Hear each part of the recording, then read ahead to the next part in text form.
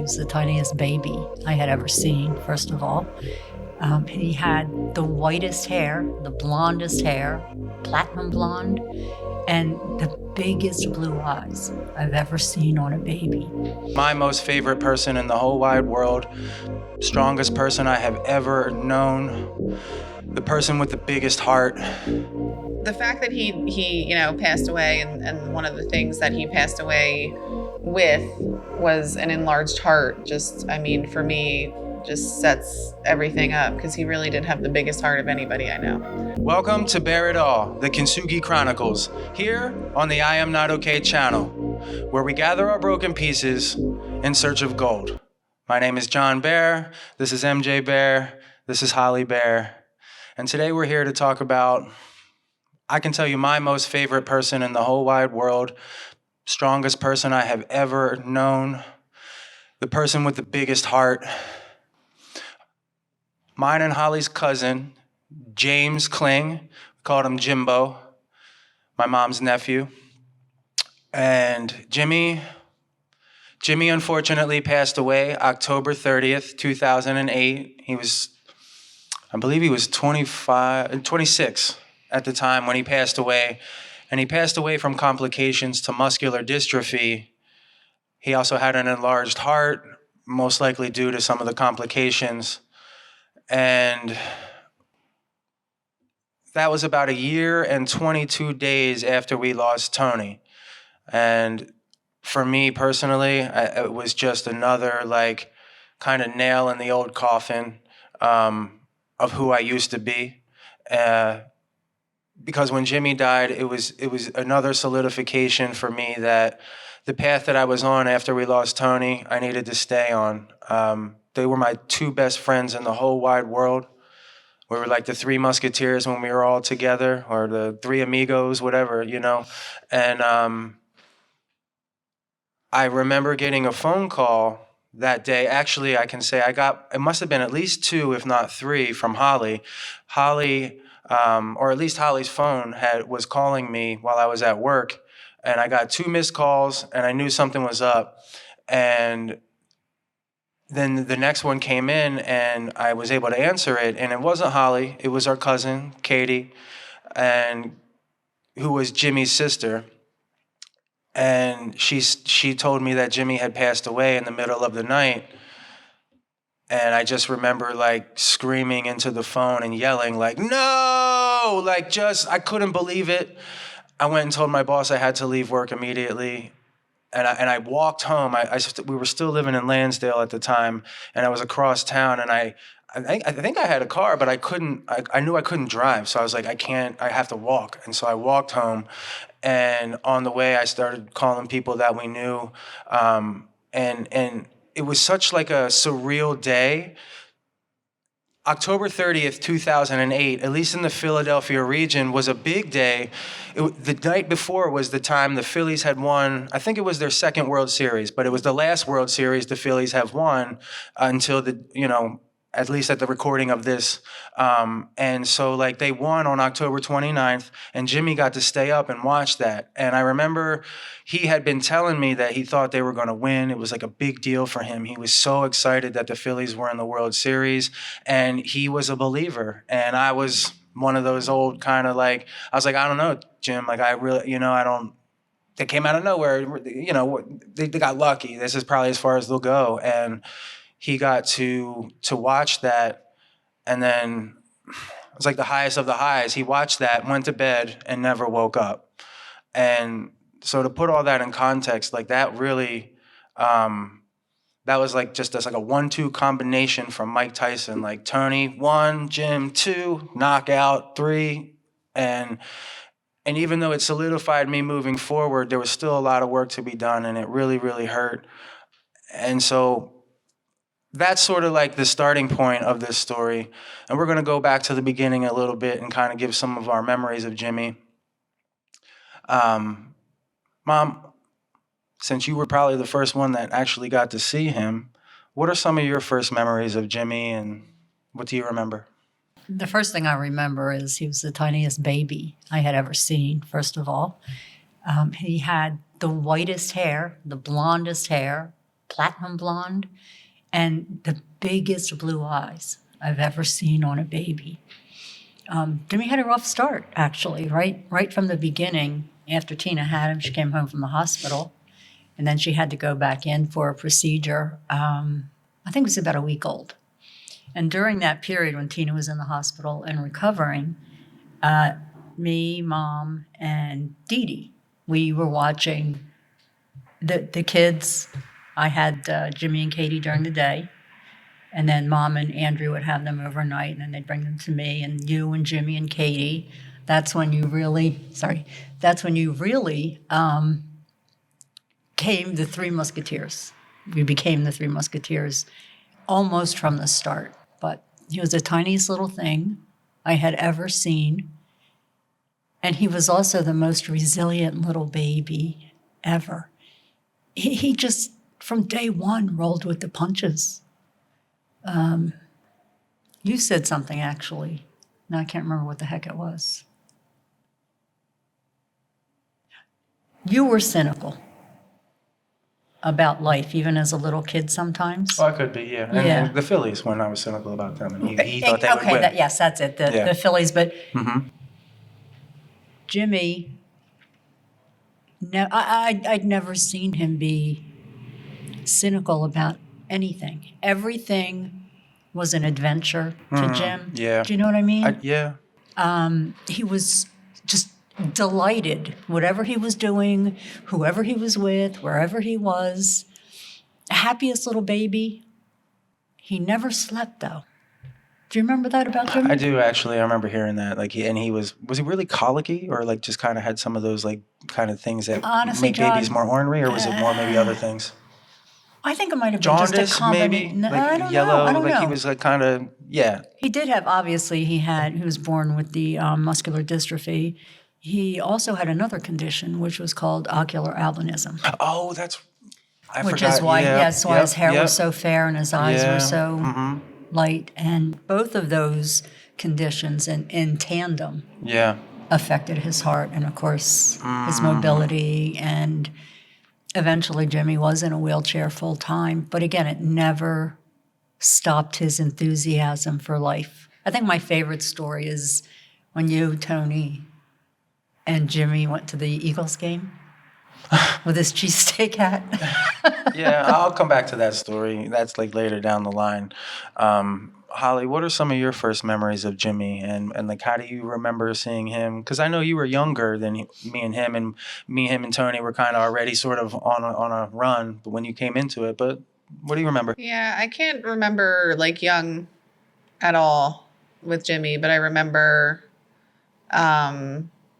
like going to his mom's house Norristown. in Yeah. Norristown, yeah, and then him having you remember that thing he had to do for the exercises where he would stand on it, and it was stretches. yeah. Mm-hmm.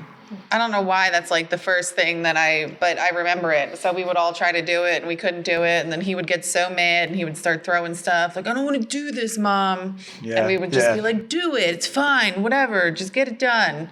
And he was like, no, fuck this. He didn't like that was it. probably the only time he ever really got pissed off about something is when he was being told to do a stretch or whatever, because he wanted to do something else. He just wanted to sit there and bullshit and whatever. Yeah. But yeah,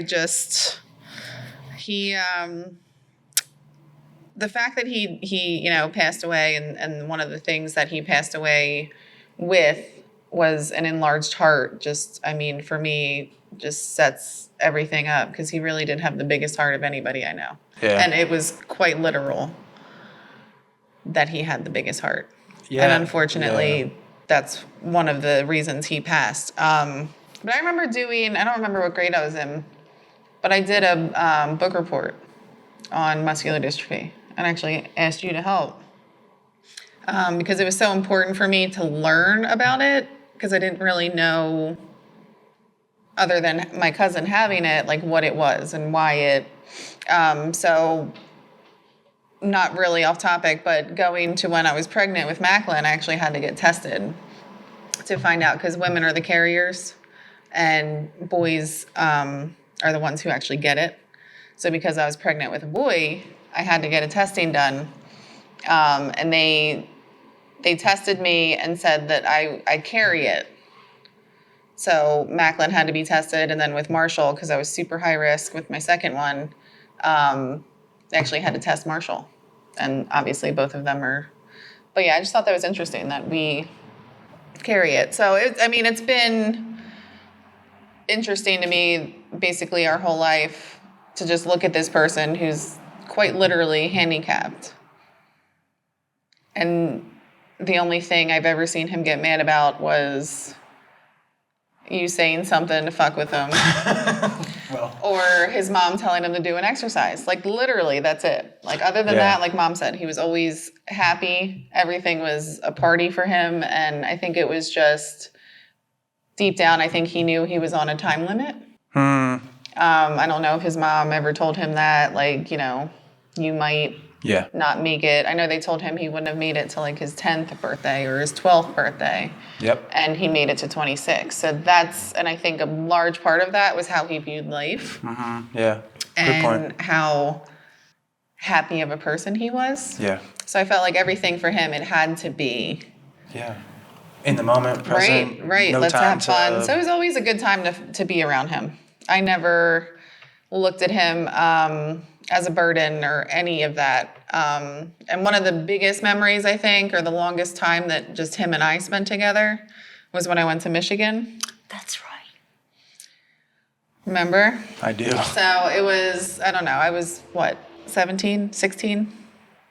You were in your teens. Yeah. I was old enough that I had a license, and Jimmy was 20s, maybe, I don't know. Either way, he met this girl online. Right. And he was like, Mom, I'm getting on this bus and I'm going to Michigan and I'm going to meet her. And she was like, no. So she starts calling, the 4 cousins, seeing if any one of them can go. I think I worked at AC Moore at this point. I believe you did. So yeah, and then Mom come, John, you had to work or something, and Tony was doing, I'm not sure what he was doing, but either way, I was chosen to go on this trip. Right.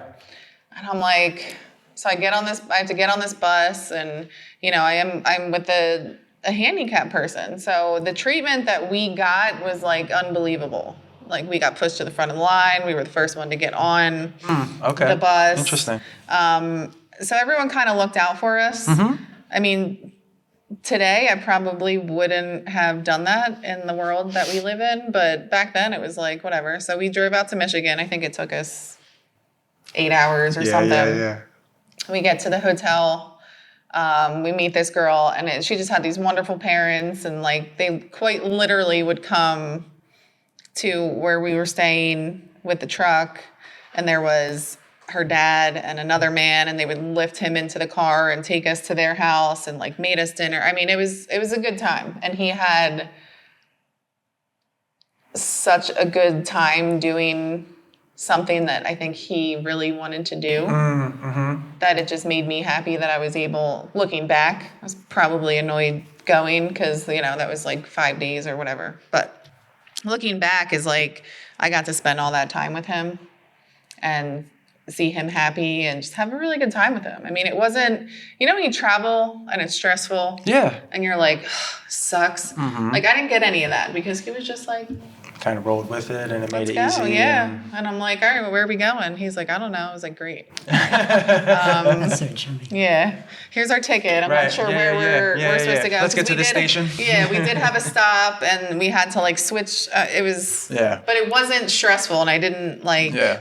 So that was probably my. I think, didn't I pick you up at the bus station on our way back? Probably. I was the one that. Yeah, because I think I remember doing that. Because Tina dropped us off. Right, and she was like, can you pick them up? And I was like, yeah, sure. Yeah, and it was like a long weekend, but it was, it was a good time. And he had a lot of fun, and it was just one of the things that I think he kind of felt special, right? Like he didn't want someone to go with him, but I think because it ended up being me, and I was like, do what you want to do, man. Like, I'm here to keep you safe, but like literally. Let's go. Yeah. Why are we here? Yeah.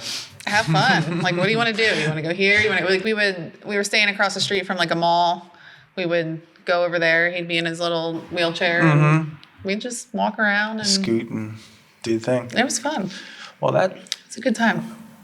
just hearing some of that, like you've never really like talked about that to me. So like just to get to hear that and like some of your memories with, because that's 5 days you got with him that nobody else did. So Right. And Yeah. I mean, honestly, I think if knowing our other cousins, and like obviously I'm sure it would have been more fun with you or Tony. I don't say that. Maybe it was exactly what was supposed to he needed, you know? Right, but I mean, like you guys have like your inside whatever, and Yeah. he's like, "Why is my almost youngest cousin babysitting me?" But Okay. of the pack, if it was between me and the four other ones, I feel like he was a lot happier that it was me Okay.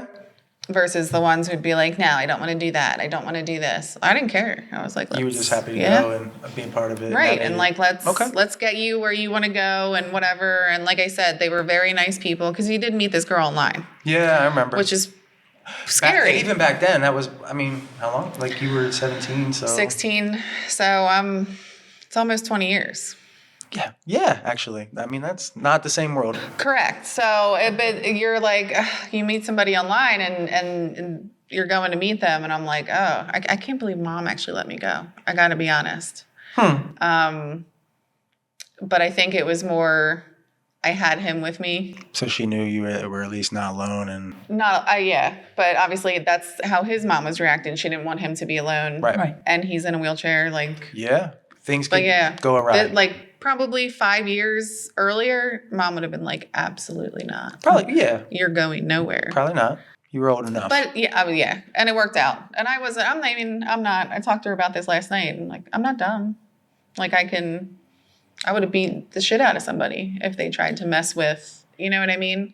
But like I said, the treatment we got and the bus people and everything like that, it was pretty outstanding for. That's and amazing. you always kind of, yeah, because there's always dick people that Right. are like, get out of the way. Why do they get this? Why do they get that? Fuck you. They can't see that he might need a little extra boost. Right. Right. Yeah, they were all pretty great. So it was fun. But yeah, that was probably the longest memory I have with him. But a lot of Yeah.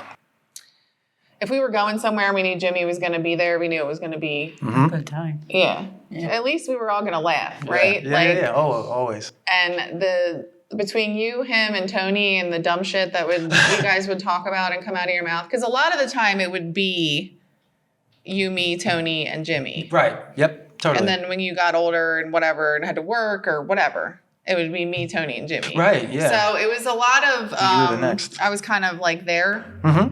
But I would just listen to you guys and it would just be funny, except for when you were playing Madden. I know it was no holds barred, and we were Throwing cutthroat. controllers everywhere. I would have to duck. Yeah, this is what competitive young boys do that don't know how to channel that. Sometimes we throw controllers, we get upset, and we want to win, but we also don't want to be seen as less than. Right. It was a good time. Well, I'm glad that we're doing this just for the sake of hearing these stories again, because for me, it warms my heart. And I mean, there's the adage now that I've heard that's like, people don't die until the last time somebody speaks their name. And if we're going to speak names and we're going to put it out there, then Jimmy will always live on. And I really, that's important to me, and what he meant to me. Because some of my first memories of him, like Mom says that I would kind of, for whatever, it's like, I guess Macklin with the kids, like when you see him now, like he just kind of, if there's a kid that needs a little extra hand, he'll be the one to like go over and like actually help them and like, be there and kind of like, oh, it's okay. Like, and apparently I did that a lot with Jimmy and right off the bat. You did it with all the kids. All the kids that were younger than you. For some reason you had I don't know if it was a sixth sense or empathy for everyone around you, but you were always making sure that everyone was involved in whatever it was you guys were doing together. You know what I mean? Okay. You wouldn't let anybody You're the fall first, behind. right? Katie Katie was the first. Katie was the oldest. Okay, you're the then me, first male. Then Right. first male, you could say. Yep. Okay, yeah. I mean, I get that too. But yes, I see that a lot in Macklin as well. Like you just always wanted to make sure everyone was okay. everyone was included. I get that all the time. The aftercare teachers always tell me, Macklin, there was this little boy and he's older than Macklin, but Macklin's just huge. And Macklin showed him how to play football and, played with him and stuff like that. And that kind of warms my heart because you don't want your kid to get picked on, and then you don't want your kid to pick on people. Right. And he's kind of not either. Yeah. So it's pretty good. But yes, I see that a lot. That's how you've always been. Like, look, everybody's gonna be involved, everybody's gonna be okay. But what were you saying about your experiences? Well, like how that ties into with Jimmy is because I would be there with him, but I never saw him as he wasn't different to me. Correct. And I don't remember becoming conscious of he's got muscular dystrophy or something different until later in life. I really don't remember the age, but it was until my teens where I was like, he can't quite keep up the same. And really one of the things I think, it was before this I knew, but remember the one time, maybe you don't, he broke his arm playing football with us? I don't. Do you remember that? Yeah. So he moved around, he ran, he did stuff, and Jimmy was able to get after it for a while. So that's why I didn't really, I guess maybe I just he's my cousin, he's slow, or I don't know how I kind of put that aside, but I didn't see him as having a disability. So then when he was out there and he broke his arm, right? Or was it his leg? No, it was his arm, yeah. Because he was running down and Jimmy, he tried to do a little spin move and somebody tackled him, and I remember him going down and then just this wail, man. And I think Tina must have heard it because the park was right across the street from her house, and she was right there and came over, and then you're never playing football again, blah blah blah blah. And he was like, no, I'll be out there next week. This is bullshit. But that's when I guess that was one of the first times where I was like, okay. But again, I didn't see him as any different. And so that's why I was always around him wanting to include him, because I always believed that he should be doing what we were doing. Right. Do you know what I mean? That's how I saw it too. I never noticed him as having a disability until it was made clear, right? Everyone, well, he has a disability, he can't do this. Well, sure he can. We just have to figure out a way. That's how we thought, right? That's how, yeah, exactly. We're going to include figure him. out a way. How are we going to, all right. I mean, I know. You get his legs, I'll get his arms. We'll pick him up. We always got him somewhere. We'll figure it out. And then Tina got that van. And you would drive it too. Hey, we need to bring Jimmy. And you're all right, well, you're going to drive this big ass van so we can get him there. Yeah. And we always made sure. So I never saw him as having one either. So I can't remember. I just remember at some point him being in a wheelchair. And that was a little later in his life, yeah. But still, even then, it was just man, you're lucky you get to sit all day, and get around. It didn't click for me because again, I didn't see him as different. Right. I just saw him as this is my cousin. It's Jimmy. We love him. And just what is there's no issue, Right, exactly. Yeah. No, and I bring all that up because then tying it in, one of the first times I remember actually getting really upset was hearing that somebody at his school pushed him down, and I got infuriated. And that you said earlier, I beat the shit out of him. That's how I was his enforcer. I didn't even like the idea of people looking at him weird. Right. I was don't stare. I had issues with that, and I'd actively search out people that I'd be what's your issue? And almost get that. Correct. For him. Yeah. Even though I probably didn't have to do that for him. I just felt that way. Right. I was very protective. Yeah, exactly. I did. I was like that with him and with Tony when Tony was younger, but he didn't need it. And then it was all three of you were like that for me. Mm-hmm. But that's where I get the what the fuck is your problem mentality. You know what I mean? You're not going to look at me sideways. Don't look at my kids. No one say anything about my family because I am not a fighter, but I will fuck somebody up. Right. So I get where your, overprotectiveness came from because that's how I saw you always be. So I feel I learned that more from you than anybody. Yeah. And then Tony, and then, it was no one is going to fuck with Jimmy. That's really what it always kind of came down to. And so those were some of my first kind of really formative memories.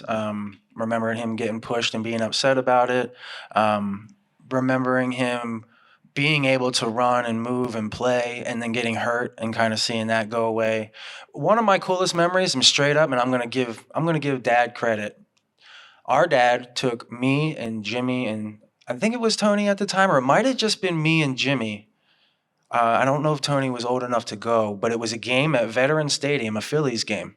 And when Jimmy could still walk. So honestly, I think it was just me and Jimmy. And I believe they were playing the Oakland Athletics, because I remember getting this like hat and I liked the A's. And I think my dad knew that, and he took me to the game and he's like, "You want to bring Jimmy?" And I was like, yeah. I was really excited. And Dad, like, whatever Jimmy needed, he went and got. He when we were walking, Dad didn't walk faster, didn't get upset. It was one of the coolest moments I've ever had with Dad. Okay, and I'm gonna put that out there because he was really there that day for Jimmy, and so when I can look back on that, I was like, man, that was because I remember walking. Do you remember going to Veterans Stadium at all? Okay, I don't think I ever there's went. like a feel to it, and like when you were in the tunnel, like walking towards the stadium, it was like light in front of you, but everything was dark around you. So there was like this, and we were like walking, and I remember just kind of walking at this slow pace, but seeing like it was like just me or Dad, me, Jimmy, just like in a straight line. We weren't behind one in front of the other. We were all walking together, and Dad slowed down, I slowed down, and we were just like walking through this tunnel. And so like that was a special memory for me as a young kid. I didn't know that. Yeah, and it's a big reason why I want to like have some of these like talks and conversations, even about the people that like aren't here with us anymore, because like there are things that like you didn't know about me or how I've talked to people, or I didn't know all the stuff about Michigan. So like to hear that is like, oh yeah, like that's such a cool and I like. think even Mom's face when I was on, she was like, "Oh yeah, you went," because you kind of just like everything starts to pile on afterwards, and then Totally. so when you this morning we're like, "Hey, we're gonna talk about Jimmy," I'm starting to think like, all right, well, I remember a lot of New Year's Eve parties in a basement with him, and what else? The most time I had with him was the Michigan trip. Yep. And not to like jump ahead or whatever, because you already touched on it. It's okay. But the day that Jimmy passed away, Yeah. and I again was told, "Hey, come see Jimmy." It was like 7:00 in the morning. I was getting all these phone calls. Come see Jimmy from our cousins. Anticipating again, because this happened before, that he was alive. Yeah. But he was on his last leg, like he's alive. Come see him. So he's at Suburban Mercy. And I think I had a car, or I had Mom's car or something where I was able to get there, and you were already at work and whatever. So I got up and I went over there, and I get up to whatever floor it was, and Poppy was there, and obviously Tina and Katie, and all I hear is this screeching, yelling, and I just see Katie laying over him. And I was just like, and I look right at those fucking twats, and I'm like, you did this to me again. Why wouldn't you just let me know that? Like, why put me in the anticipation that I'm going to see him alive? So I'm just standing there, and everyone's like, comes over, did you tell John? Like, no. Yeah, I was like the last one, right? I know I need to be the one to tell him, but do you know how hard this is going to be to tell him that he lost his other best friend not a little over a year later? I said, I'll give you my fucking phone because he's not going to answer for any one of you assholes, but someone's got to fucking tell him. Because I remember calling you a couple times, and then you answered, and you were like, Holly, and I was like, I got it, and I just handed the phone because I couldn't get it out, but you heard my voice. I did, and I was like, oh, hold on, and I put Katie on the phone because I couldn't. As soon as I heard her voice, the tone of her voice, I knew. She didn't even have to say it. I was like, no, don't tell me, and she, and I was like, I knew. Yeah. I knew you wouldn't have answered for anybody else in that moment. Okay. And I knew I needed to be the one to tell you. And then when you answered, I just completely lost all sound. Yeah. So I wanted to be the one to tell you. I didn't want anyone else to. But yeah, that was other than us all finding out for Tony together. Yeah. That was probably the hardest moment for me.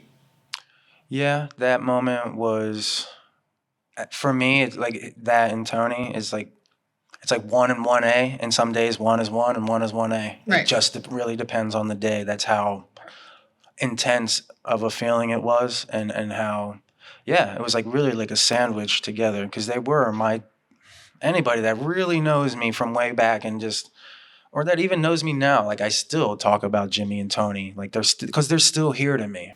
And yeah, and they always will, like you said, if you keep their name alive. But anyone knowing you back then, at that point, my scariest thought was calling you and telling you that your other reason for being here is gone, and then me losing you as a result. That's what was going through your mind? That's what was going through my head. It was very. Is that why you think you couldn't tell me? Yeah. Because you were like, if I felt if I wasn't the one to tell you, it wasn't real. It wasn't real, and you would still be here.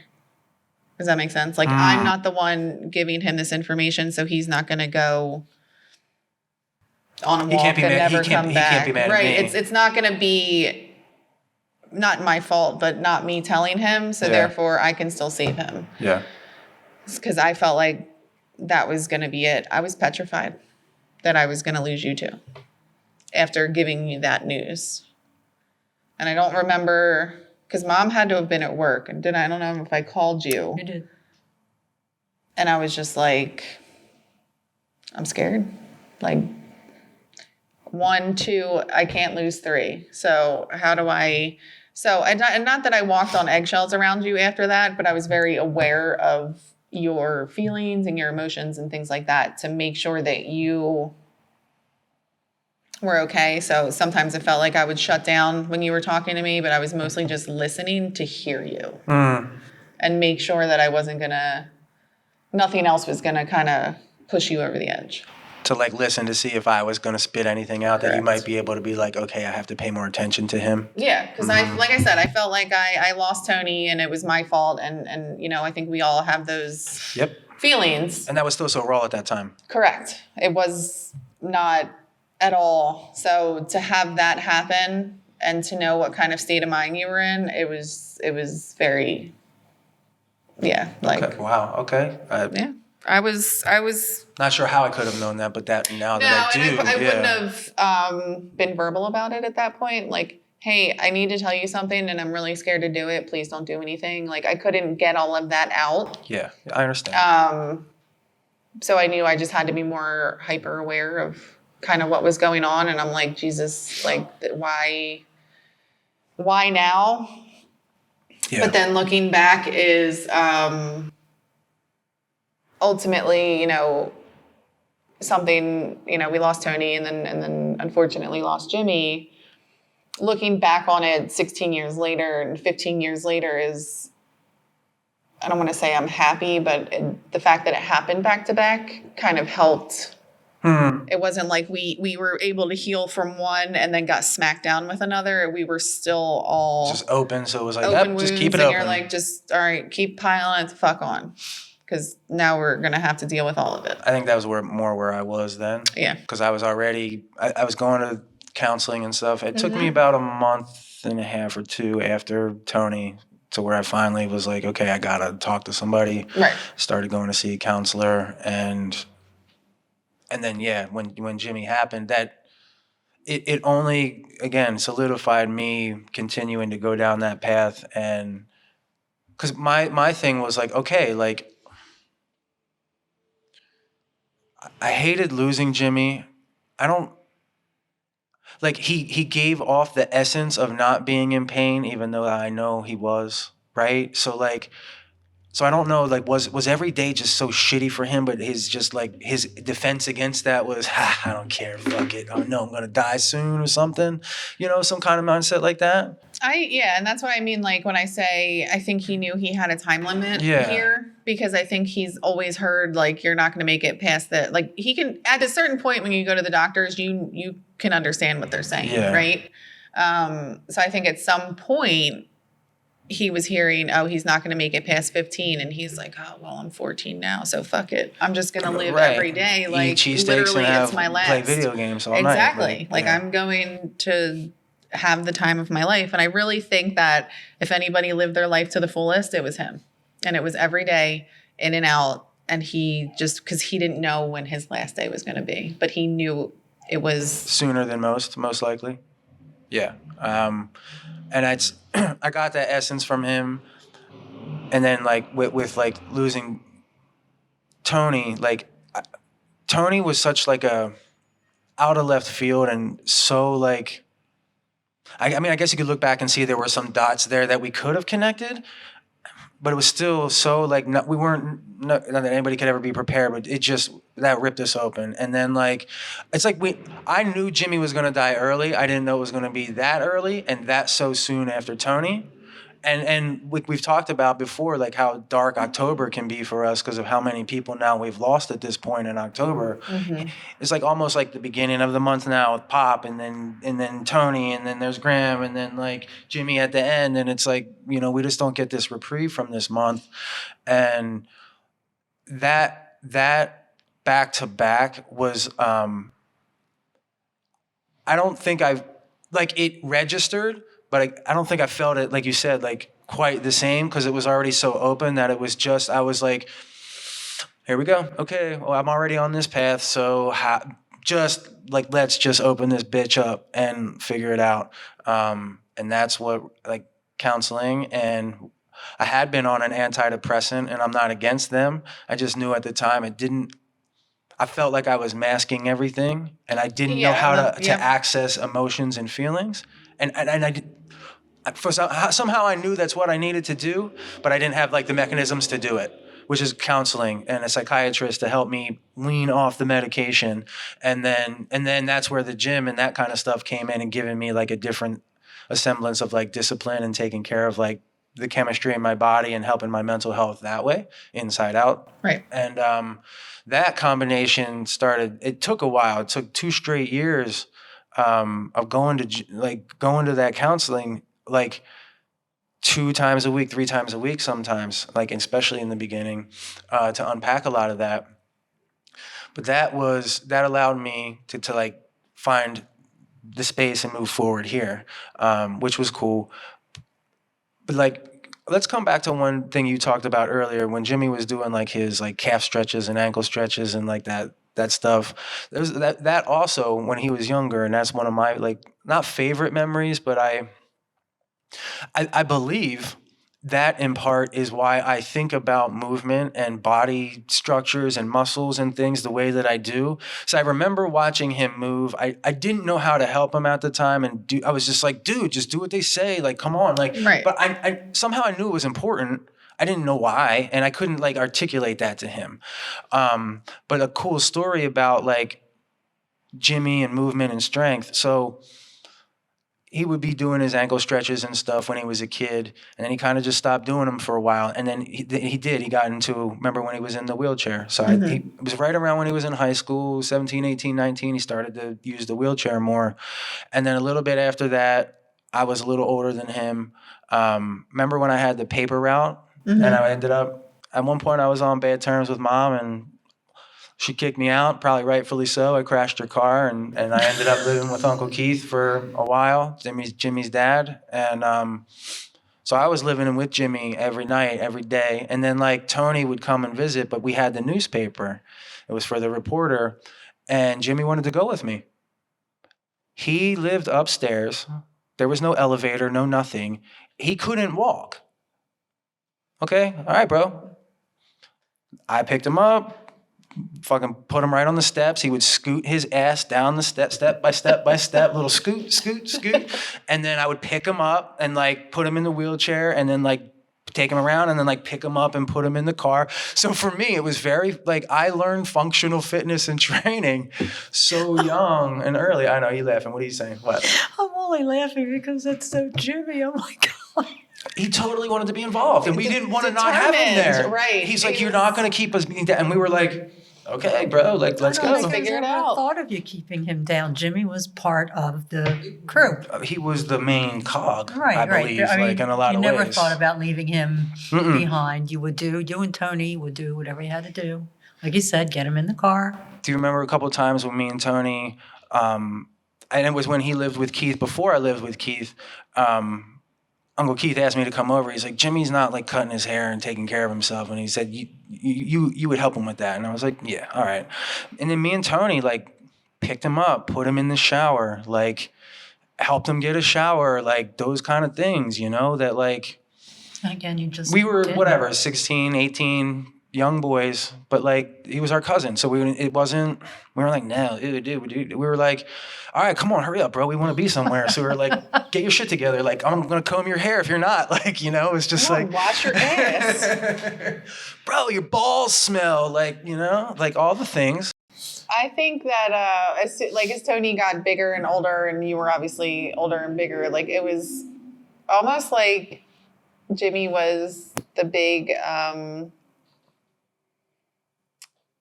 don't want to say baby, but like you guys would literally pick him up.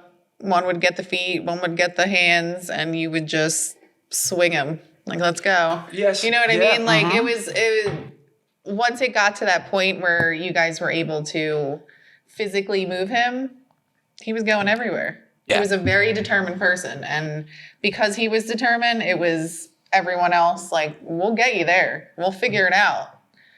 Let's, you know. Well, to that point and to that determination, why I was bringing that up, because I started with his ankle stretches, and he was so determined to go with us. So Jimmy, at one point, then he was finally like, I don't want your help. Don't help me. Mm-hmm. He wanted to get out of bed on his own. So he started to like scoot himself over to the edge of the bed and get down, and then he would crawl to the steps.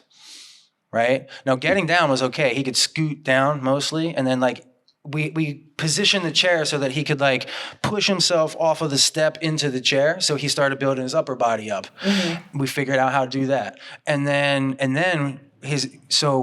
and it was within probably 3 or 4 weeks, and he's like, I don't even want your help going up. So then he started to like, he's like, one step at a time. And a couple times, like he'd get tired and he'd be like, can you guys help me? Yeah, bro. Like we would just be there for him to like help him out. But like most of the time we would be like, do another one. And I believe, looking back at that, having the ability, like this was my cousin. I loved him. Knowing his mobility and not knowing why that was so important, but it was important to him to be able to move, and his muscles, like sitting next to him, it was definitely like a precursor to me being a coach now and like doing this part of who I am, where I've taken what I've learned and I've been that guy that wants to include everybody.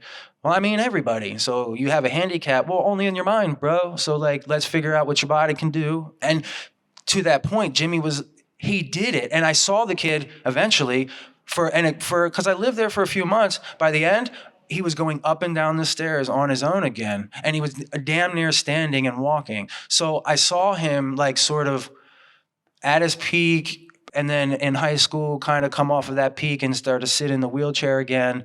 And then there was this burst of he was able to like stand and move and be a little more mobile. And we were there more. We were around him more. We were encouraging him more. And I think that was a big part of it, because like for him to just intrinsically do that on his own, probably not how he was wired. Right. Yeah, I think because I do remember him being in a wheelchair, not in a wheelchair, in a wheelchair, not in a wheelchair. So it's definitely you being there and Tony being there, and you know, you're always motivated when someone else is there to kind of push you, and especially somebody that has your best interest. So I think that was really important for him. If anything, it helped prolong the inevitable.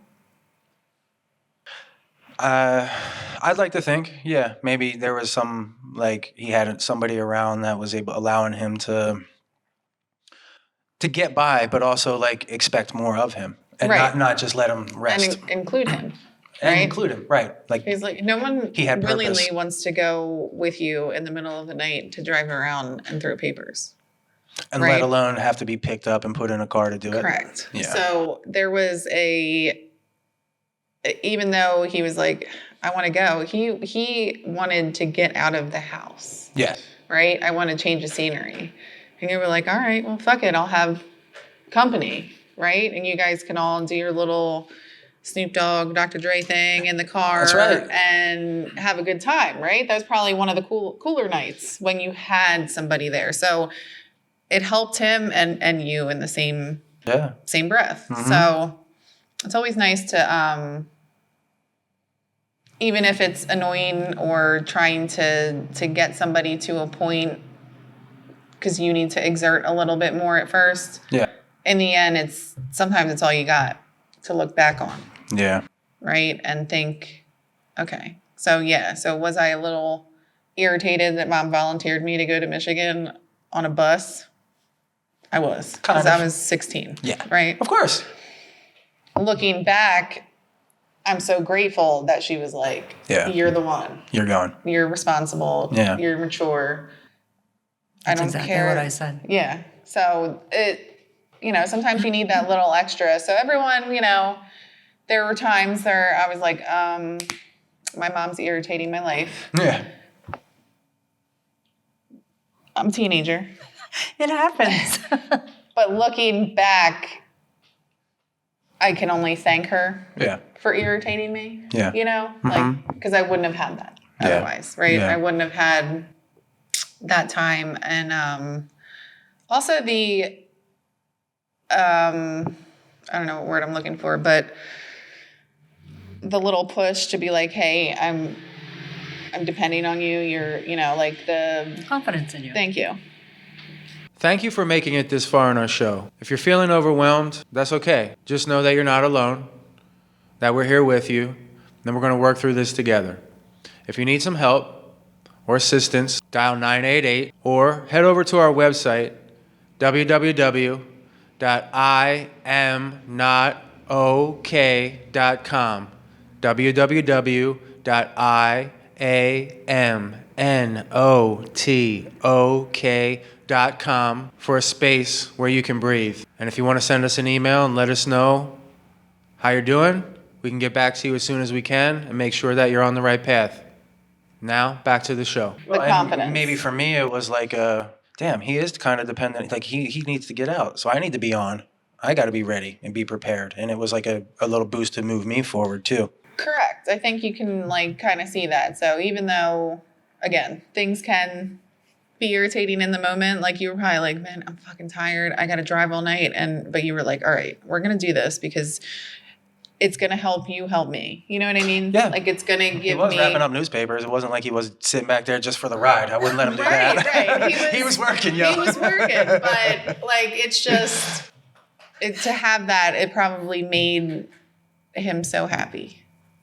Well, that in the end is all I could ever really hope for. And I do really hope that he had enjoyment in our moments together. When I said it, I had stupid disagreements and we didn't I don't think that song's cool. This song's cool, bro. What are you dag, yo. Come on, man, you idiot. What's up, bro? Shut up, Chub Rock. All these little things that we had when we were kids and but at the end of the day, do you remember Chub Rock? I do, but I'm more going towards dag. That was kind of around the same time. Do you remember that? That was Dag was it, Dag yo. was every other word, and all I could remember is Tina goes, she hated it. Yeah. Oh my God, Dag. And that's why it became so popular. I think part of it is because then it was became so much attention on it, and we were like, exactly, now we know how to get after it. Do you remember Dag, Mom? I remember Dag. See, yeah, shoot. Mom was more, I think, a little less on the annoying things that we did and would kind of laugh with us. Well, you know what I mean? Maybe in part she still had that kiddish brain. Because we would, we say some funny shit that Yes. I think people or their parents would be like, oh, I know. Clutching her purse. Right. So Dag would piss her sister off and then she would just be like, laugh like an idiot. Right. Yeah. I said it a lot and then I said it at home and Mom didn't give me the same hard time. But Jimmy totally got a hard time. And then he found new words and he's like, Mom, dag, mom, you being so like ignorant. Like, and she'd be like, Jimmy, stop making up words. You know, and you just feel like. Yeah, they always think we're making it up, but we've heard it, maybe we did make it up. We're the owners of dag. Somebody, I don't know, because I'll give it to Jimmy. I learned that from him, and I don't know where he got it. Listen. So if that was a JK original or something, maybe, but it might be. Dag. And I'm happy to brand it to him. If anybody's listening to this, whether it's in the year 2023 or 2043, do you know who came up with the word dag? Is there any copyright to that? If not, we're claiming it. Yeah. Okay? DAG. Dag, yo. Dag. And don't be so man. But yeah, those were like times and fun parts. And man, like those were things about Jimmy that like I can look back and like just always have that smile and that just because like Holly, you've said it a million times today, but he lived his life to the fullest, and I've never seen anybody since live maybe half as much in a day as he lived in a full day. No. And just his ability to kind of roll with whatever he might have been feeling inside and it not coming out on the outside. Right. And that is a very special skill that I still work to, like, how did he have someone, I equate it to having like this just big, huge heart. Literally. But like how did he Because get around it, And maybe you're right. Maybe it's just He didn't know any different. I mean, he kind of just, like I said, none of us know when our lives are going to end, right? Yeah. But I feel like he was reminded constantly. Okay. He's in a wheelchair, he's in this, he's that, and he's like, you know what? Everybody says live every day to your fullest, and you're like, yeah, okay, I'm healthy, I'm great, I'm going to live for, years and years and years. And he knew he had a time, like, look at people with who are getting chemo and things like that. They're always happy. Yeah. They might be in pain and sick, but they're always like, this is the best day ever. I'm alive. Correct. So I think looking at him also growing up and everyone like, mom saying like, how can you just... Yeah. Because it's not the things that are bothering other people or get under people's skin aren't, or shit people say about me, whatever. It doesn't affect my actual life, so I'm not going to let it. Yep. And Tony was like that. And yes, he was. My mom always said, Tony can just let shit roll off his back. Yeah. And I was never like that. Yeah. Me neither. Never. And I'm like, why don't you? He's like, I just don't care. Yeah. Like, whatever, man. And I'm like, but you have to care. Like, you have to. Like, Right, you're yeah. supposed to. You What must. do you mean? You don't want to get an A? No, man, I'll take a B. Like, he just didn't. So, like, I get a lot of that from him, but I get a lot of it from Jimmy, too. And just realizing, like, Yeah. it's not that serious. Like, to get through a day and just, the little things. Don't get me wrong. I still get irritated. I still get over anxious and like really like, last week was a really hard week for me. Yeah. Because, the kid was sick and my car wouldn't start and all these things that just kept happening. And I was just overwhelmed. So I'm not saying I don't get to that point, but I think like a lot of people need to look through the lenses of like a Jimmy or even Tony. Yeah. Blot it out. Because right. for the most part of his life, he was pretty fucking happy and funny and things like that. It was towards the end that everything kind of just swallowed him. But yeah, to look at life through their lenses, I'm not saying like you need to know your end date, but I think the little things need to kind of fall by the wayside. And I kind of think of those things. Not that necessarily I'm like, let me think about Jimmy every single moment of the day, No, or I let me understand. think about Tony every single moment of the day. But when something gets me that anxious or upset or, stressed, I can be like, is it the end of the world? Is it the end of my world? Like, take a breath. And I do. And that's why sometimes I do need that me time. And I've never been able to say, hey, no, I can't do this. I can't do this because I need to figure this out. And I'm starting to get to that point more where I can, so I'm not as grumpy, not as anxious, Good. not as angry. Yep. You know? Yeah, these are all the things that I've seen from a distance and been working on myself and been like, Holly, you'll get there when you get there. So, and it's all Right. Yeah. And it takes, we've been through similar things in life, but it takes Whatever it takes. We're seeing things through a different lens. So if We are. if you're getting anything from this, we grew up with the same person, Jimmy, Yes. Tony, but we have different experiences from it, and we have different perspectives. So you're all kind of gonna get a different perspective on this. Yeah. From all of us. Yeah.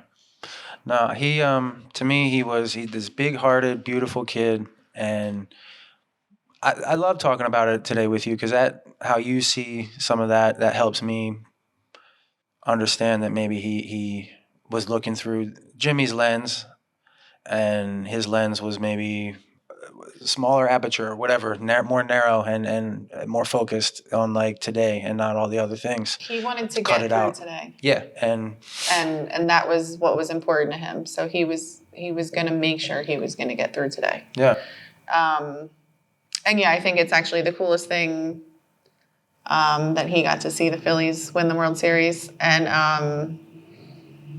and then his mom left the hospital, and that's when he had passed away. And I remember, I don't know if it was the next day or the day after whenever they did the parade, I was determined to get to that fucking parade. Oh, that's right. yep. Remember I know. I went with Amanda? I I did. forgot. That's right. So we were standing outside in the cold, waiting for a train for like an hour, and Amanda's like, let's just get in the car. And we drove down there, and we got down somewhere. I don't know where the hell we parked, Got but close we and got walked. there. And it's not that I love all the Philly teams, Eagles are my favorite just because of the football in Sure. my blood. Sure. But it was important for me to be there for him. Can I tell you something? The last parade for the Phillies when they won the World Series in 1980, Brad and I went. Oh. I did not. Did know you? You didn't know that? No, actually. Me, Brad, and Andrea went down to Veterans Stadium. Yeah, we took the train down to Philadelphia, and we walked over to the stadium. It was amazing. It was a very cool experience. I was with Amanda, who's still, to this day, one of my friends. So it was fun to experience that Isn't that funny? with her. But yeah, I was determined to get to that, not for the Phillies, but for Jimmy. Yeah. No, that was a big reason. Why you didn't go? Well, I don't remember why I didn't go. I think I was just so devastated. Right. And I was just like, Yeah. I can't even like think about the Phillies. But like, I understand how you could have been in the like, I gotta go. And maybe for you, it was like, that's what you needed to do that day. Go. Like I had no issues with it at all. And then 5-6 years ago when the Eagles were in the Super Bowl, there's a big, the starting quarterback, Wentz got hurt, and then like Foles came in, and everybody's like, nah, they ain't gonna do it now. And I was like, I don't know, like this team is different. And honestly, I think it in the back of my mind, I was like, Tony and Jimmy are probably like pulling some strings. At least that's what I'd like to think somehow. Right. And I was like, and then when they got to the Super Bowl, I don't know how, I was like, they're gonna win. I know it. I'm gonna be there. And because Mom, you said one of the favorite memories you had was when me and Tony and Jimmy went to the Eagles game, and it was also with Daryl was with us as well. That's right. I forgot about that. And the issue is all three of them are now gone. Yes. And so when I went to the Super Bowl, I didn't have Daryl's card, but I had a picture of Daryl, and I had Tony's memorial card, and I had Jimmy's memorial card. And I didn't buy 4 tickets to the Super Bowl and sit them on there and but I took them with me, and they were in my pocket. Because I said, when the Eagles were in the Super Bowl in 2004, and we watched it at my apartment, remember Yes, Mom made that's right. lasagna, and I Ziti and did. Jimmy was there and watched it with us, and we're all like, because the week before, we're like, let's go. And we were like, yeah, Jimmy, we'll just throw you in the back, bring your wheelchair, we'll be good. We'll just go down to Jacksonville and we'll fucking hang out and drink beers. Tony was like 15 or 16. He was like, and I was like 20 and Jimmy's like 19. So it was probably not a good idea for a bunch of kids to like drive 24 hours away and just be away for a week doing dumbass shit. But we're like, all right, well, the next time they're in the Super Bowl, and they will be, we're all going. So we went. And so that I think maybe was my parade moment. Because then when I came home, I don't think anybody else but me was able to go to the Eagles parade either. Yeah, so I went to that. So like you got to go be a part of the Phillies. And I know that was for Jimmy and a big reason that you went. And for me, a big reason that I went to that Super Bowl was for Jimmy. He loved the Eagles. And Tony wasn't an Eagles fan, but he loved that Jimmy loved the Eagles. So he would have been on board with that. And he loved, like, if it couldn't be Tampa Bay, yeah, sure, the Eagles, they could win. Like, do you know what I mean? Like, that was his attitude.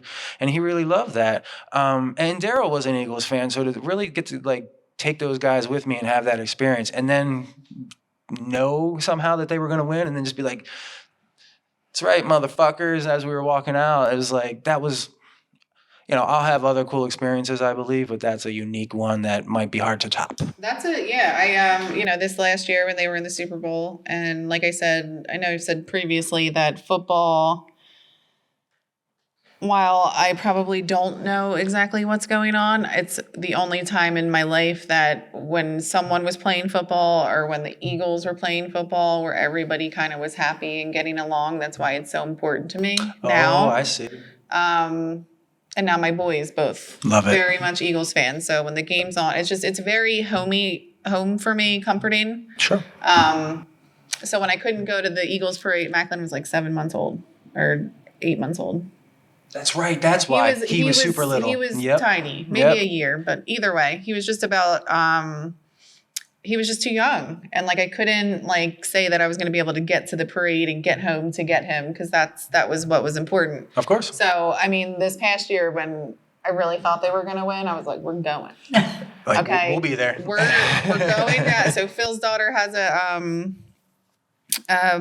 house. I'm like, we're coming to sleep on your couch. So we're already down there and we're going to this parade. She likes Dallas. So failed there. But point is, I was excited to go to that one. So for different reasons, for, you know, to see it through the boys' eyes and things like that. But you took somebody else with you to that game, the Eagles game. Whose jersey did you wear? Remember? That's a good point, Mom. Before I say whose jersey did I wear, where did I get that jersey? Holly got it for you. Well, I thought it was you. no, it was It's me. Holly. You found it? I found it. Okay. Well, you were both there, though. Yes. We were both there. That's what it was. Okay. Yes. Because I think Both there. you gave it to me, but you told me Holly got it. You found it that day, right? I found it in a Goodwill outlet bin where they charge you per pound of clothing. So I spent It like, was like $2 or something. I remember. It was like 50 cents, I think. it was like 50 cents. Oh, maybe the whole thing you bought was $2 because Correct. it was Yeah, like the whole everything but you yes, bought. I found it. We were together. Okay, And all then right. yes, Mom No, gave that- it to you. But Great segue. The jersey that I wore to that game was number 99, who played for the Eagles, and he passed away while he played for the Eagles. His name was Jerome Brown. And there was like a saying with the Eagles of the 90s, especially those early 90s teams, it was like, bring it home for Jerome. His number was 99. Nick Foles was number 9. And you might have already on this podcast, I think in the first episode we talked about, like I said, you know, Holly, if I asked you to add up to 9, what would you say? And everybody was different, but 9 was very important for us. And there was something else, I forget, you told me that day, but it was like some other tie to 9. And I was like, that's it. We got this. And it was a lock. And so to wear that jersey, and we brought it home for Jerome, and Tony and Daryl and Jimmy and everybody else, you know, how happy were the people were bringing urns out to the parade and like their family members and not just of people, of their cats, of their dogs, of everybody that like was so important because like it was such I'm so Philadelphia. a monumental feeling for Isn't it? them. And look, people would say like, oh, we've booed Santa Claus and we're mean and we're whatever. I think we're a big city that's probably, we're a little rough around the edges, but we have big hearts, and we do care a lot. And sure, we're very passionate about what we love and about what we don't love. Right. Honest. We are quite to the point. You don't have to know where you stand with us. We will let you know. We will tell you. And to that end, seeing like 1 million people out there and knowing that some of those people were carrying, their beloved ones and tattoos and of all their people that it mattered so much, and me knowing what it meant to Jimmy and Tony and even to me. Like I wasn't saying that I was excited. And even since that point, I know I don't tap into football as much. Like I don't follow it quite the same, but I kind of do still know what's happening. But that's because I played it for so long. I've been around it for so long. I can like tune in and like ESPN 5 minutes, pick up this. Okay, I see who's good this year. Good. And I don't have to do it anymore. And because I've been around it so much, I kind of get it. I think where you kind of left off, like with them winning the Super Bowl and you bringing everybody and it meaning the most to you and you going to that parade was kind of the end of your football era. I think it was. Where it was just the start now. For the boys and everybody else. For the boys. And now it's so important to me. So you pass the baton. Right. So it's happily, because I mean, like my boys love the Eagles. Like they, I found a lot of jerseys for them, just like I found yours at thrift stores and things like that. Now, Macklin wanted a very particular one this year. Of course, I still found it less than what other people are paying for it. But that was the one, like how Mom got you that Notre Dame starter jacket, man, right? The best, yep. They're expensive. Mothers are always going to find a way. She found a deal. And then, of course, Marshall is now, Mommy, I want, okay. So-and-so. I'll find it. Okay. I'll find it. But, so it's really important for me now to kind of pick up, I don't want to say where you left off, but where it kind of was, it encourage it. It was good for you. You had your run. You got to a point where it was a little bit of closure, maybe. I think so. Yes. Where for me now it's very, my kids are now in sports and wanting to play things and do things. So it's very important for me. Wonderful. To carry that on for them. I think that's great, and I'm happy to be Uncle John and support that. And hey, guys, I have all these cool pictures and jerseys and things. And when you're old enough and you understand, we'll make a shelf in your room and put them up or whatever, and we'll talk about it. And they're awesome memories. I still have them. They'll never. Well, to me, I'm not going to allow them to go away unless dementia sets in, and that I'm going to make it a motherfucker for dementia to set in.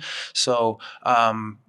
For me, it's still like an important part of my life that I get to turn the page and like I can come back and read it when I want. Right. And I do still like, I know who's on the team and kind of whatever, and I've been watching a couple of games, but like things like this now, right? Like we're doing our podcast and I have this business and I have my dogs and I have my fiance and I have my house and, in the city. So wink, wink, if they go to the Super Bowl and win, you could always come to my house too. Couch. That's okay. Bring it. Because it's right there. We're doing it, and it's right around the corner. And art museum, boom, that's where they end, bitches. That is money. So I'm knocking on someone's door. No, you don't have to, and we won't have to go out and be out there at 7 a.m. We can just walk out at like 9:30 when they're around in the corner. Exactly. So that kind of stuff. That would be something that's Ideal. pretty important, right? So that I believe could happen, and most likely, hey, man, they're on a good tear this year. That could. Let's see where they go. We'll see where what happens. It ends, but it's really good for me and feels comforting for me that I can kind of, again, pay attention to football. I had no idea. People ask me all the time what you played. What position? And what position Tony played. And I'm like. If people who understand football, when they ask me and I tell them, they're like, no, you didn't. Well, now. If you knew him back then, I'd be like, I don't know. He would literally run people over. And they're like, offense, defense? I'm like, I don't know. I don't know. Yeah. So, but now I can be like, oh, okay, well, I know who plays offense. I know positions on offense and things like that. So it's been kind of funny to kind of flip-flop where you lived it, breathed it, all those things. And now it's like, if the Eagles are playing, that's what we're doing. That's what you're doing. Macklin's like, Mommy, find the game. Mm-hmm. And I'm like, 20 minutes later, here you go. but I get it on for him. So Yeah. Well, Jimmy loved that atmosphere too, and I think you fostering that in them is another way to like keep his memory and spirit alive. Because as much as like Tony loved football, Jimmy did too, and even more so, most likely, like the not something he was able to actually like live out in real life. Yeah. And so it is important, and I understand why you're keeping it alive. For Jimmy's sake, and for everybody like listening, like it is important to have the things that are important to you, and not allow anything to take it away. So remember that. That's a good little nugget there. I did want to kind of pull it back and talk a little bit about. Then we had like where Jimmy at the end, right? So we've talked a lot about Jimmy and his life, and I could sit here and I really could like just tell you stories all day about him giving up food for some kid or being nice and like wanting to see another little, like when we were in line we had the same thing happen at the Eagles game. He was wearing the cheesesteak hat and everybody's like, yo, get this kid to the front of the line. Well, like we were coming up and there were some little kids in front of us and Jimmy's like, no, let them so like he wanted them to move through and go through and like experience just as much too. So he was able to like on that level see everything too, which was just superpower level to me. I couldn't see all that. And so like we have those memories. And then there's also like at the end, it was really sad. And one thing I do want to talk about, I'm curious, Mom, because this involves you and Holly, do you remember like his service at all or going that day or going to the cemetery when we let him? So I remember it being at the same funeral home that Tony was at, and I remember wanting to vomit, trying to even get in there. Yeah. I remember it being an open casket, and I was able to hold his hand, and that's probably the first person who's passed away who's ice cold that I was able to touch. So I did that. I don't remember. I don't think I spoke at that one because I was still traumatized from speaking at Tony's. And then getting in the car with you to go to the cemetery. And Tupac came on. Mm-hmm. When we pulled out of... No, we were going down 309, about to get on 309 to go to the cemetery. And Tupac came on. Yeah. And we kind of just looked at each other and was like, there it is. Bingo. I remember. Yeah, I remember that. It was... Because it was like as soon as we made the turn, it was like this ding, and we were like, "The fuck!" Like it was totally... like a time. It was like the perfect timing, and it was just like, okay, all right, Tony's we're here. on the way. Yeah, like, yep. We got it. Let's go. We'll just make it happen. Yeah. That was a tough day. It was a sad day, and Mom, you have a different experience of that day. You know, I know you chose not to go. You want to elaborate and talk about that at all? Tell why? Yes, yeah, I do. Please, actually. Please. I had made the decision to divorce my family, essentially, 6 to 8 months previously. So I made the decision to walk away from the family, and to my mind, I'm no longer a part of that family. Okay. When Jimmy died, it was the second death in their family within a month. Remember, Gigi died in September. I do. Right, and Jimmy was there. And Jimmy died. Nobody in the family contacted me, which is exactly what I expected. Okay. I'm not a part of the family. They wouldn't contact me. Okay. Unless I were. Yeah. Both of you had asked me if I was going to the funeral. Yeah. For Gigi and Jimmy. Yeah. And I said, I'm not going. Okay. I'm not part of the family. And I knew then in that moment, John, that no matter what decision I made, whether I went or whether I didn't go, it was going to be the wrong decision for the family. Okay. It wouldn't have mattered one way or the other. I would have been making the wrong decision. Okay. And like I said, because I'd walked away, and to my mind, I'm no longer a part of that family. I didn't go to the service at the funeral home. Yeah. I don't know if you remember that I was there at the cemetery. Do you remember? Of course. Okay. I did drive down to the cemetery, and I did witness the procession Yeah. into the cemetery, and I witnessed the whole service. None of the family knew I was there.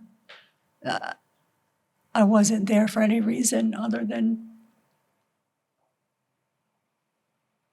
to pay my respects to Jimmy. And for me, that was the best choice. And I said to both of you during that time, you asked what you should do. And my answer is always going to be, you have to do what you can live with. If your decision, is to go to a service, nobody can make that choice for either of you. If you can't live with yourselves by not going, then you go. I knew I can live with myself not going. I know what Jimmy means to me. And you don't need anyone's permission to grieve, nor do you need anyone's permission on how you should grieve. So I wasn't there for anybody but you and Holly, and to pay my respects to Jimmy. So again, I witnessed everything. I was there, but nobody knew I was there except you and Holly. Yeah, I knew you were there. Looking back, and even in the, like, I knew that felt right for you, so I wasn't mad at you, and I was like, No, I okay, know, yeah, I know. like that was, I was I never like, thought that's you what were. mom's got to do. Yep. And I didn't care what anybody else thought of that, and I really, I Exactly. was totally in that place, and yeah, I guess I made the decision to go because I felt like that's what was right, and at the end, it was like I ended up.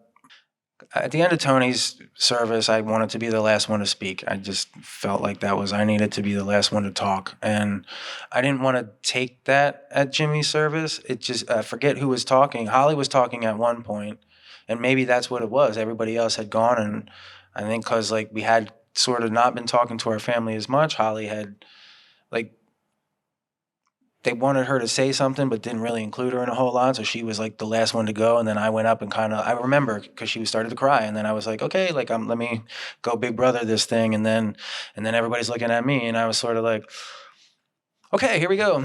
And just told my stories of Jimmy and kind of finished it up that way. And I remember getting some laughters and all that kind of stuff. And I remember I said one thing that pissed some people off, but Jimmy loved it, I believe, in the end. And I'm okay with that. And so to have the ability to say goodbye to him, not to stand up in front of everybody, that wasn't not that. I guess maybe to see him and go like that process that he was there for Tony, the same kind of thing. That was just like, I have to be around every step of it, I think, was whatever I had to do. And I understand that completely. Yeah. And so like that was my feeling. So to add to you being the last one to just happen to speak at Jimmy's, they were all up there to talk and didn't want to include me. I know. And the only reason that I was able to get up there was quite literally because you pushed me. You were like, let's fucking go. That's our cousin. We're going up there. On the behind the curtain or whatever. And he's like, John was like, do you want to say anything? And I was like, well, yeah, kind of. But like, they're all like fucking shunning me. And he's like, let's fucking go. And he quite literally got up and just shoved me back there. Okay. And even though it was literally like the five of them and then you and me. And they all went, whatever. And then I ended up going and you kind of came in and scooped me up because I couldn't. But yeah, they didn't want. So when, the day Jimmy died and at the hospital, and because I had unfortunately just gone through as a sister what his sister had gone through, and I went to her and I was like, look, I know what you're going through. And if you need to talk, I'm here. And she just kind of looked at me and was just like, I'm good, and didn't talk to me after that. So when the funeral came and they were all kind of in their own little huddle and I was over here with you, That probably hurt. Yeah. Because I was always close to Katie. I knew there was like some separation. I honestly didn't remember pushing you in. So, okay, You did. continue. You literally did. But Okay. yeah, they just, because they were in their own little clique and I was just kind of over here and you were like, so I was like, fuck it. No, we're going. fucked, like, Yeah. fuck everyone. That's why I didn't remember, because I was kind of, and probably I was just like, no, You were numb. we're going.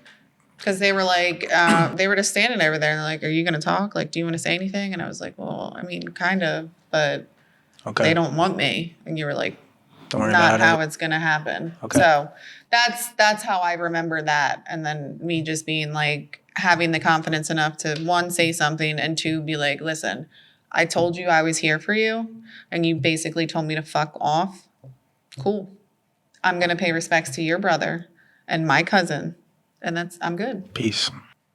I just want to say one thing. Put a pin in what you just said about being shunned at Jimmy's funeral. It's going to come up again at some point in the future. Mm-hmm. And it's one of those situations that is being passed down through the generations in this family. And I didn't realize, you and I had never talked about, actually you and I, we never talked about that you spoke at Jimmy's funeral. I didn't know that. Okay, yeah. I didn't know you felt shunned at Jimmy's funeral. And again, this is going to come up again as we go forward. Pretty here. much since the day that he died, moving forward, I kept trying, because as somebody who had just lost her brother, I felt I should be there for somebody else who just lost their brother, because Yes. I don't know what I'm talking about. I don't know how to tell you how to feel, but I literally just went through the same thing that you're going through. So like, just I understand on some level. Right. On some level, we're samesies, right? But from that point, it was Hillary, Monica, Serena overtaking Katie, and then being like, kick Holly out. Like, cool. I'll be over here on my own little island. But I had you to back me up. Gotcha. Okay. If I didn't have you to back me up at that point, honestly, I probably would have exit stage left. Understood. Because at that point, I didn't have enough confidence, because I felt like it was 4 against 1. Yeah, and you're right. When I was by that point, I wasn't having any bullshit. Correct. So And you were like, no, let's. That's when that switch flipped for me. So, Yeah. Okay, well, I'm glad that we did talk about that, actually. I am too, because I didn't know any of that. Well, it help solidify some things and maybe help some other people that might come up in a situation that's similar, where they might be shunned or they might not know what to do. And if what we can offer them out of this is something along the lines of like, what can you live with?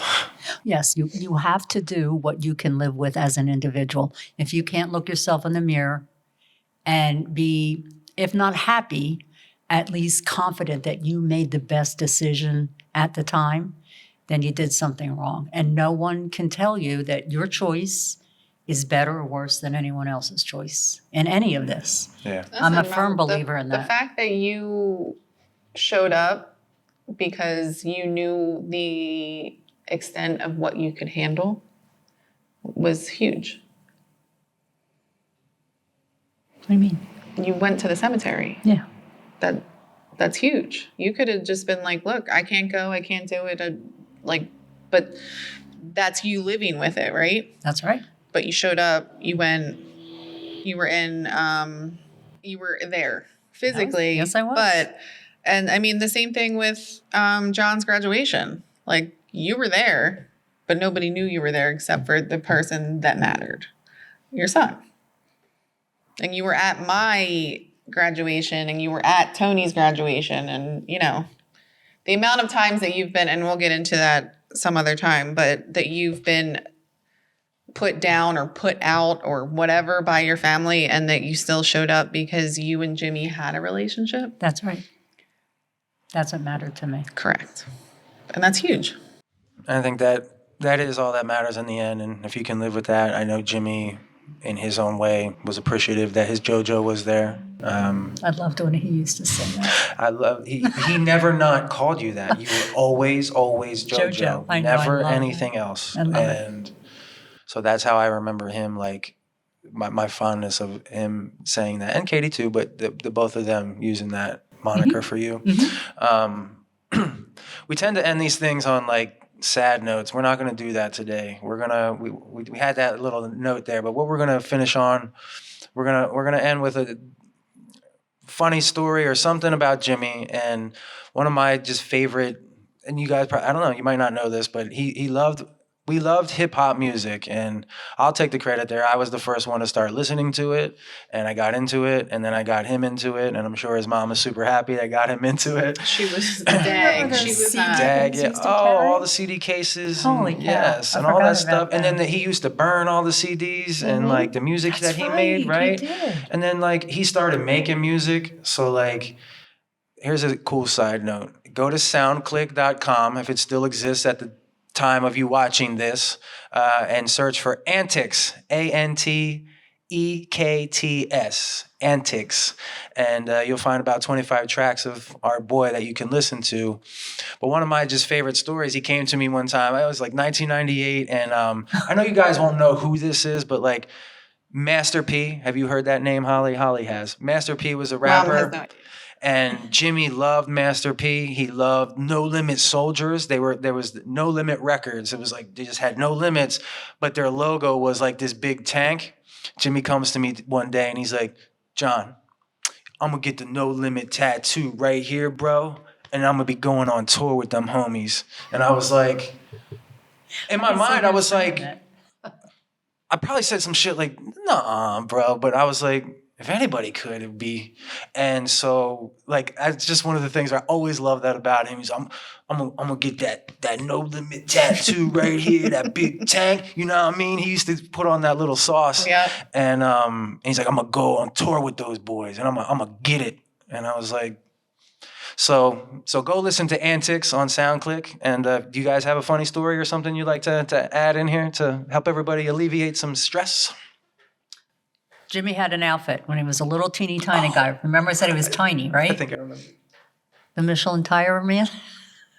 He had this little outfit, and it looked like the Michelin Tire Man, you know, with the ribs, and it was puffy, and it was the pants and the shirt, and he just looked like this little Michelin Tire Man rolling through the with his fair skin through the house, and it was like a cream color, right? So he was kind of fair skin, fair, like everything was just kind of with these gigantic blue eyes. Yeah. But he looked adorable, toddling around in that little outfit. I could still see him. And you always said he used to get red like the little Incredible Hulk. Oh, you guys he used to. did Do you remember? Tina He used to. That's right. Tina would ask him to do the Hulk. And he'd like, you know. That's right. And it was only about this big. Yeah. Holly? Nothing more to add. I think that just being with him, being with you guys, being in different groups with him, I guess. Because we did have good times with our other cousins. Of course. Good times, just me, him, and Tony. Good times, me and him. Good times, the three of us. So just a lot of his, just the one-liners he would have, the dags, Yep. You would hear him say something, and then his mom from another room, like, Jimmy. Yeah. And he was like, he'd mouth it out. Yeah. Right. And we're all just like doing the hand over your mouth thing, trying not to laugh because like we were all going to laugh. But he just had a lot of funny one-liners. So just thinking about those things is how I can remember him. You said you had one more memory of Jimmy that you wanted to tell us about. What was that memory? Because I see you smirking over there. I don't remember how old I was, but I want to say it was 99. So I think I was turning 11. Maybe not. No, I was turning 11. And, my birthday is a big deal for me. Okay. I'm always a birthday girl. Like, everybody should make it about me. And Jimmy, and Tony all decided to go to an Eminem and I think DMX. It wasn't DMX. No, DMX. Dr. Dre. Dr. Dre, I'm sorry. That's Eminem okay. and Dr. Dre concert on my birthday. And Snoop Dogg. Which, looking back is like very cool, but I was way too young. Like, I'm surprised Mom even let Tony go, but he knew. Yeah. He knew, or she knew you were going to. I was okay with him. You got him. So I'm like sitting there on my birthday, like kind of realizing that you guys are leaving, but like, why aren't you taking me? Because it's my birthday. And like, when are my brothers coming back? Because it's my birthday. So I remember mom coming to pick me up and like took me to the mall and like tried to distract me and stuff like that. And like, you know, to a point she did everything she possibly could. But that's my memory of the three of you, just, you know. And I think I've brought it up probably every year. Remember that time you guys left me on my birthday to go to a concert? I don't think there's anything I could do to make up for it, because you'll always remind me of it, I think. Of course, yeah. Be like, that's yeah, well, that was what nice. I'm here for. But you still didn't take me to the concert. Remember when I turned 11? But I will never let you forget it now. But Well, that was, I'm sure it was a great experience for you guys. Amazing. And now it's like, well, it's because I was born on that day that you can have that experience. So you're welcome. And we thank you very much, and we sincerely appreciate your ability to let that slide a little bit. Well, I'll keep reminding you. Don't worry. That was a great memory. Thank you very much. Well, Jimmy, wherever you are, brother, we love you. I know I never met anybody like you. I love you so much. I miss you so much every day. And I thank you for these stories that we have. And anybody listening, I hope you enjoyed this conversation. Please let us know below if you had a similar, somebody you love so much, or somebody in your life that maybe knew wasn't going to live as long as anybody else, and tell us about it. And Mom? I do have one more thing to say, and that is, if I've learned anything through this conversation today, talk about these things when they happen. Don't wait for 10, 15, 20 years to relay these experiences you've had with people you love. We've lost 16 years. Yeah. Because we've been too afraid to talk about these things with each other because we don't want to hurt each other. Sometimes it's not. We all needed to get to a certain point to be able to talk about them. Good. So That's I don't a think good we point, lost years. But I do understand what you're saying. That's a We're good gaining point. memories now. Yeah, that's a good point, Mom. It's, Great. talk about it when Mm-hmm. you can get to a point mentally that you're able to talk about it and someone's not getting angry or sad or screaming. Exactly. All right, is that it, everybody? Well, smash that subscribe button and dag, yo. Thank you for listening to our show. If you're interested in how we've gotten this far, I've put together a small guide that has a 3-step process at no cost. You can get that at www.iamnotok.com/truth. www.iamnotok.com/truth. Thank you so much. Look forward to seeing you on the inside. Be well.